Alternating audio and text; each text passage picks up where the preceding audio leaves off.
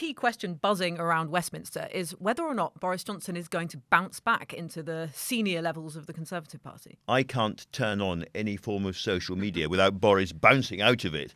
He's making speeches in Washington. He's giving Sunak advice about sending fighter jets to Ukraine. He's talking about levelling up. He's talking about the vaccine rollout, as Freddie was saying, endlessly. And the big question is he up to something? Or is this just his natural exuberant exhibitionism? He can't see a camera without gravitating towards it, or a microphone without talking into it. And he's feeling a little bit left out and a bit hurt, and just wants to remind the world and remind the Conservative Party, I'm still here.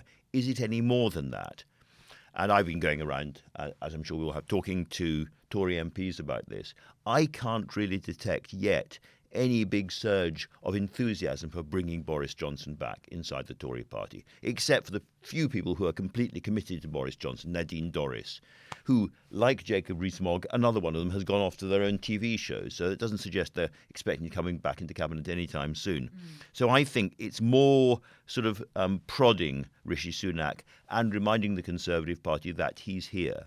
I think the really significant possibility is if the right of the Conservative Party, as it were led from the House of Lords on this subject by Lord Cruddas, managed to get a rule change so that the next chair of the party, after Nadhim Zawahi, is actually chosen by the members rather than appointed by the Prime Minister, then we can guess who might be a candidate for that role and come sort of bouncing back onto the centre of the political stage that way. And I wonder if Nadhim Zawahi is thinking, is it more in my interest to lure Boris Johnson back as a kind of morale raiser and advocate for the Conservative Party, or to keep him out with all the dangers that we've got the Ethics Committee investigation about to start after a very long time. So it's another very, very tricky problem, I think, for Nadhim. Well, that's the thing. Hanging over Johnson is always going to be these inquiries. So the investigation into what happened with Richard Sharp and the loan, and also the Privileges Committee coming up on whether he misled Parliament over Partygate. Does that not sort of tell Tory MPs there's always going to be something hanging over him, even if he's party chairman, which I actually think would be a role that would suit a politician like Johnson? It would, wouldn't it? It's sort of the attack role. It's a political position, but with those things hanging over him, would we not just see another party chairman having to resign? Yeah, I think you need lots of things to bring down a Prime Minister. One of them is that you need an alternative. I mean, when Boris Johnson was in the midst of Partygate, people could look to Rishi Sunak. They could also look to others, but Rishi Sunak was the main one. He was the one that people said he's sufficiently prime ministerial to take on the job.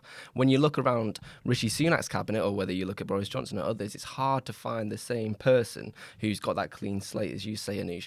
The other thing that you do need is a mechanism. You need the ability within the party to get rid of the Prime Minister, whether that's resignations and the public pressure, or whether it's a vote of confidence, whether it's a little word from the 1922 chairman.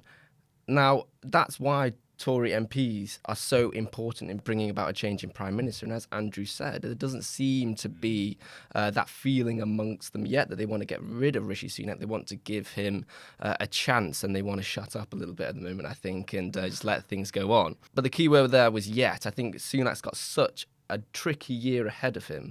We've got the budget, the May elections, the economy is getting worse. There was a poll out last week, I think, and most people think the cost of living crisis is only going to worsen as the year goes forward.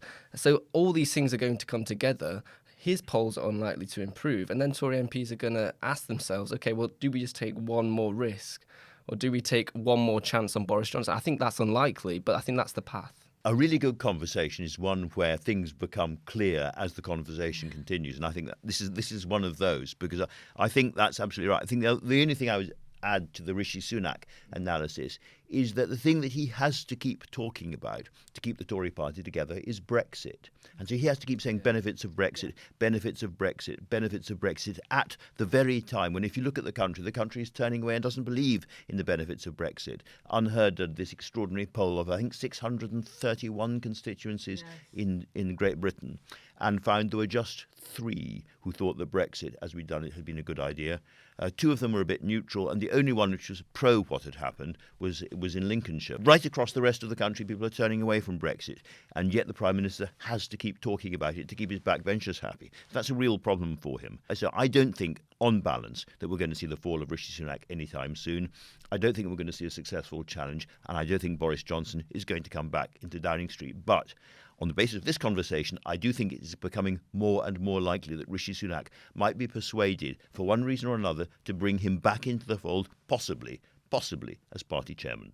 Thanks so much for watching. And if you want to ask us a question for You Ask Us, you can put one in the comments. And don't forget to subscribe to our channel. And you can watch more episodes of the New Statesman podcast and other videos in our feed.